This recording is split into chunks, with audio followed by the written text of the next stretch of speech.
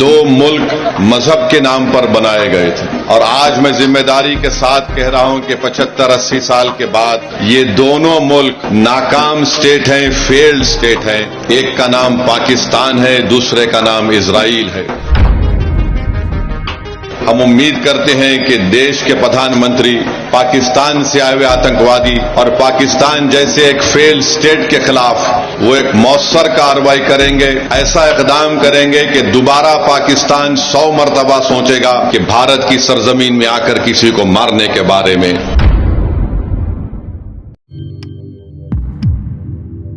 अस्सलामु अलैकुम, आदाब दोस्तों, मैं हूं शम्स सईद और आप देख रहे हैं हर खबर आप तक। दोस्तों, आपको पता है कि जब से पहलगाम हमला हुआ है पूरा पक्ष विपक्ष सब एक साथ जुट गया है और एक साथ आ गया है।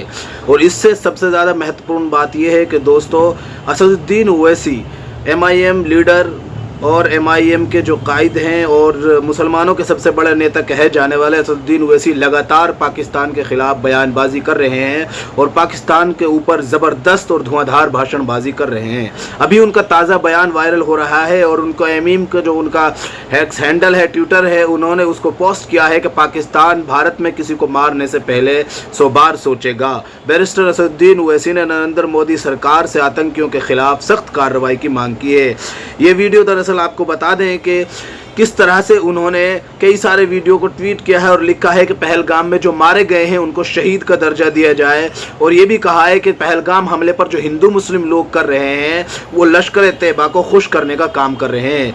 ये बता दूं आपको कि बिहार में जनसभा रैली के दौरान ये तमाम तर बयानबाजी उन्होंने की है। दरअसल इसके ताल्लुक से जो पूरा बयान है वो हम आपको सुनाना चाहते हैं और आप सुनिए और समझिए किस तरह से असदुद्दीन ओवैसी लगातार पाकिस्तान पर हमलावर हैं और लगातार पाकिस्तान के खिलाफ धुआंधार बयानबाजी कर रहे हैं और साफ तौर पर किस तरह से खुलकर वो सरकार का समर्थन कर रहे हैं। ये भी आपको स्पष्ट हो जाएगा एक ऐसे वक्त में जब एकजुट और मुत्तहिद होने की ज़रूरत है। वो खुले तौर पर इत्तिहाद की अपील भी कर रहे हैं और एकजुट होकर एक साथ लगातार आतंकियों के खिलाफ बयानबाजी भी दे रहे हैं। मैं आपको बताना चाह रहा हूं कि हमारी बेटी जिसका नाम हिमांशी है, उसके पति को गोली मारकर 6 दिन के बाद शादी करके गए थे, उसका कत्ल कर दिया गया इन आतंकवादियों ने। ये हमारी बेटी हिमांशी का पैगाम देती है हमारे देश में बसने वाले जो लोग हिंदू मुस्लिम का जहर फैला रहे हैं। वो कहती है कि मैंने अपने पति को खोया मगर मैं नहीं चाहती कि मुसलमान और कश्मीरियों के खिलाफ नफरत के मजारे किए जाएं। हम उम्मीद करते हैं कि भारत सरकार हमारी इस बेटी जिसने अपने पति को खोया है उसके इस अल्फाज को याद रखेगी और देश कभी उन लोगों को माफ नहीं करेगा जो ऐसे वक्त में बजाय हम मुत्तहिद होकर इन आतंकवादियों से और इन आतंकवाद को प्रमोट करने वाले देश से मुकाबला करें, जो हमारे मुल्क में इसका फायदा उठाकर नफरत को फैलाना चाहते हैं। याद रखो, इस वक्त पर हमको नफरत नहीं, हमको अमन को और मोहब्बत को पैदा करना है ताकि हम देश को मजबूत रख सकें। और जो लोग नफरत और जहर फैला रहे हैं, याद रखो तुम LED और पाकिस्तान के चेहरों पर मुस्कुराहट लेकर आ रहे हो। हम ये चाहते हैं कि इन जालिमों के चेहरों से मुस्कुराहट खत्म हो जाए। हम ये चाहते हैं कि जो लोग हमारे पड़ोस मुल्क में बैठकर हमारे बच्चियों को हम बेवा होते देख रहे हैं, हम ये चाहते हैं कि उनकी आंख में आंसू आए, वो रोएं, अपनी किस्मत पर रोएं।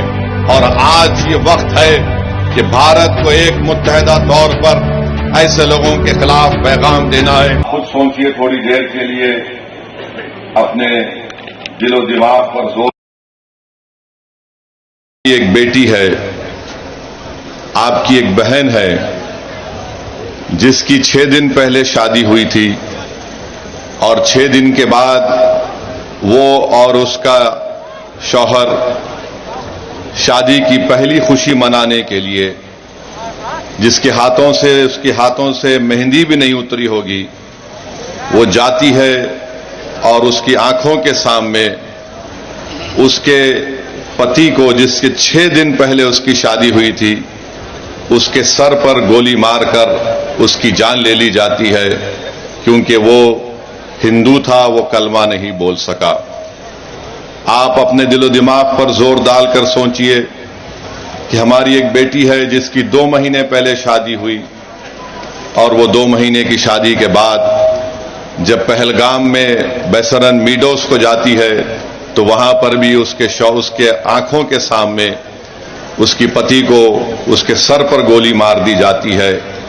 और वो बेवा हमारी बेटी ये कहती है कि जब मेरे पति को गोली मारी गई तो मैं उसके चेहरे को भी नहीं देख सकी बराबर। तो मेरे अजीज दोस्तों और बुजुर्गों, हम तमाम को इस दहशतगर्दी आतंकवादी की मजम्मत करना है और याद रखिए कि 19वीं सदी के आगाज पर 2 मुल्क मजहब के नाम पर बनाए गए थे और आज मैं जिम्मेदारी के साथ कह रहा हूं कि 75-80 साल के बाद ये दोनों मुल्क नाकाम स्टेट हैं, फेल्ड स्टेट हैं।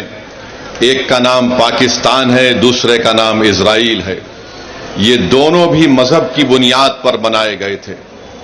एक ये कहकर भारत को तोड़ा गया कि मुसलमानों का अलग मुल्क होगा और एक मुल्क को यह कहकर अरबों की जमीन छीनी गई कि यहां पर हम यहूदियों का मुल्क बनाएंगे। उन्होंने यहूदियों का मुल्क नहीं बनाया बल्कि ज़ायनिज्म और ज़ायनिज्म की आइडियोलॉजी को आगे बढ़ाने के लिए मुल्क बनाया।